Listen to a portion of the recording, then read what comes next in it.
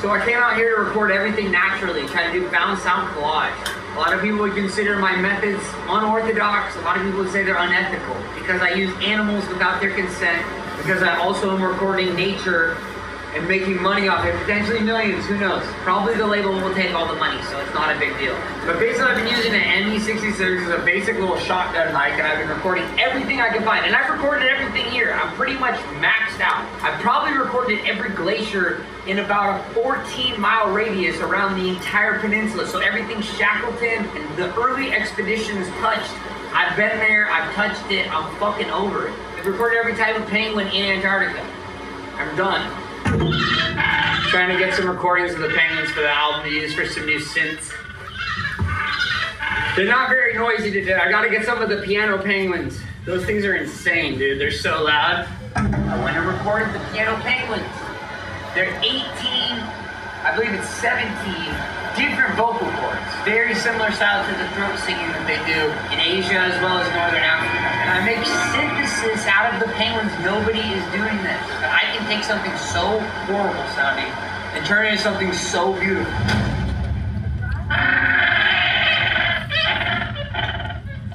Behind me is the largest colony of piano penguins right here on the Antarctic Peninsula. The most loud and obnoxious of all the penguins, famous for 18 different vocal cords inside the center of their throat.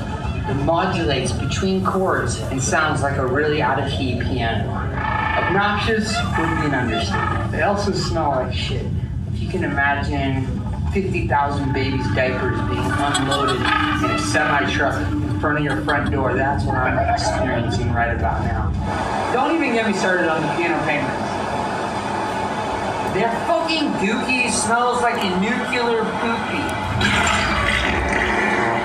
If you're lucky enough to make it out to Antarctica, I would highly suggest skipping this portion of the trip. Let's go. I just took a shit. You know that there was a team of scientists who actually measured how far that it can shoot the poo-poo out. It's because one scientist got hit while he was eating a sandwich.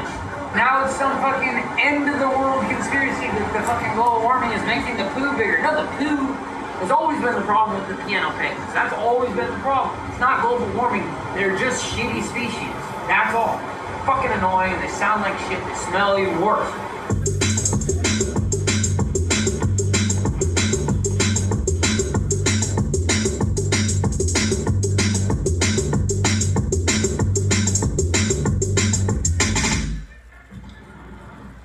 Over it. You good? Come on, just go, my dummy. Hey man, you cannot touch the ground, please. I didn't want to try to. Okay, try not to. I didn't want to. Okay. This is a nightmare.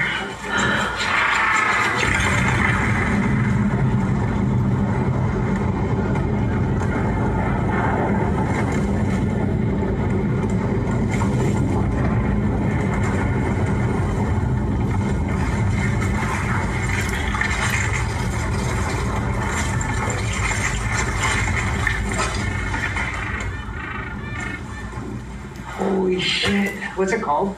Avalanche? I'm getting chills. I'm getting goosebumps. That would be my first Antarctic avalanche. Like sand in an hourglass, just dripping down at the top of this beautiful maple Alps. What was that other thing I saw the other day? Avalanche. Avalanche. I've seen a buttload of those.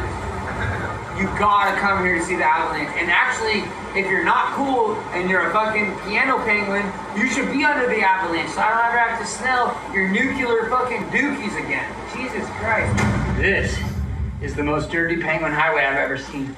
A penguin highway is an academic term used by Antarctic scientists to describe the travel routes penguins have followed for millions of years. Carved into the ice, some penguin highways stretch for over 1,000 miles. First documented in the early 1800s by whalers like my grandfather, who used penguin highways to transport whale carcasses down the mountain. These days, however, they're protected by the likes of the Antarctic Treaty and the NATO military, meaning researchers like myself are no longer permitted to use them for recreational purposes, which is a load of bullshit. It's all penguin dookie covering the penguin highway. It's very rare. This thing is basically a sewer system for the penguins. Look at this little guy. He's probably gonna walk down halfway and take a dump. Get the shot right here.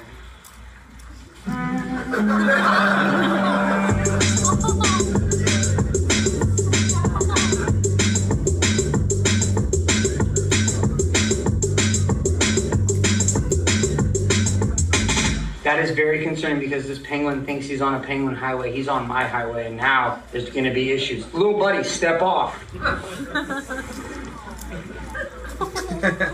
He's confused, and he's a very classic penguin because this guy is an idiot. This mofo just cock blocked us off the penguin highway. Come on, little guy, let's go.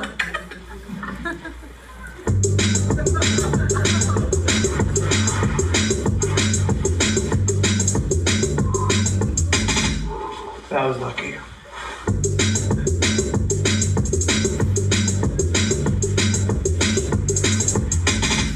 This is a technique called spalooging. It's what mountaineers use to avoid impact on the mountain. It's the most minimal impact known to mankind.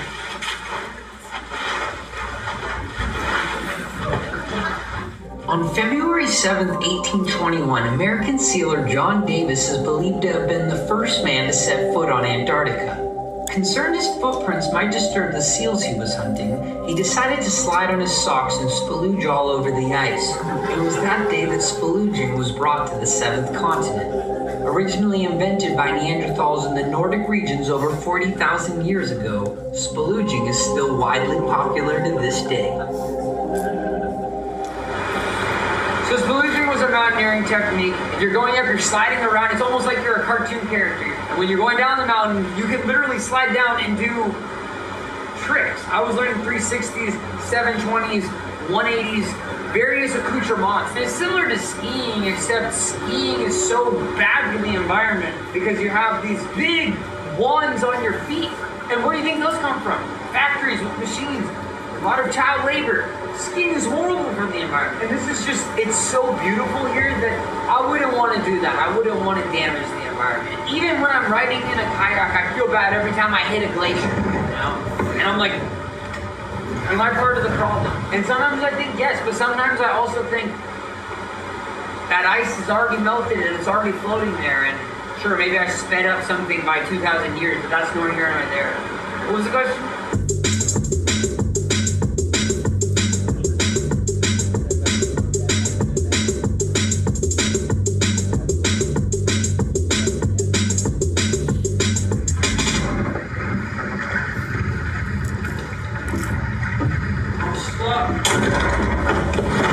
My name is Bob Offbury. I'm a concert promoter and talent buyer. I came down here to Antarctica because I have been working with Oliver Tree and his team to produce the Ice Festival. It's IYCE Festival. I present you the man, the myth, the legend, dubstep DJ Dr. Oliver Tree. The doctor will see you now.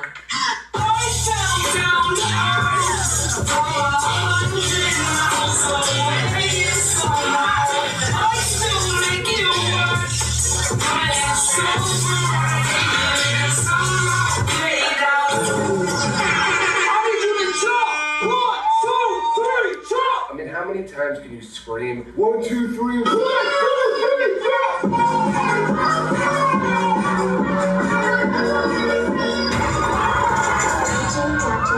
3, He just keeps playing over and over. DJ Dr. Oliver Tree. And it just goes on and on and on. And I'm like, will this ever end? Dr. Oliver Tree. Dr. Oliver Tree. DJ Dr. Oliver Tree. This was absolutely the most heinous crap I've ever heard in my entire life. I knew that nobody was going to connect to this music. I'm just sitting here thinking, like, I'm ruined. All this energy and resources and money that we're putting into this event, it was just absolute garbage.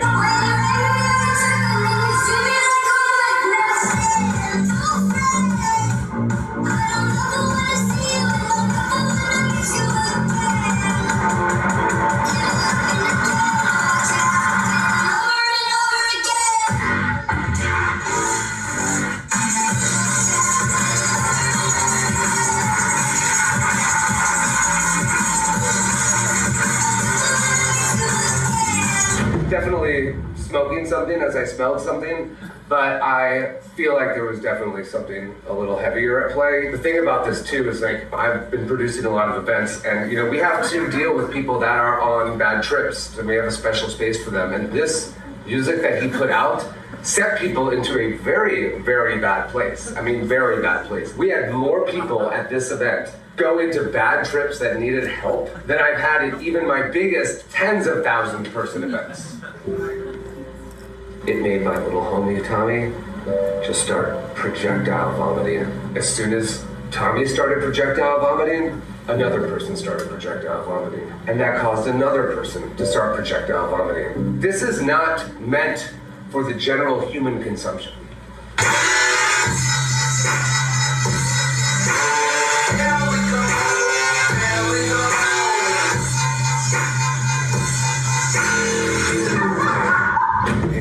We have gotten into ruinous territory. And I've had a lot of concerts over the last 23 years. Some have been amazing, some have been absolutely god-awful, and I can guarantee you this will be the worst.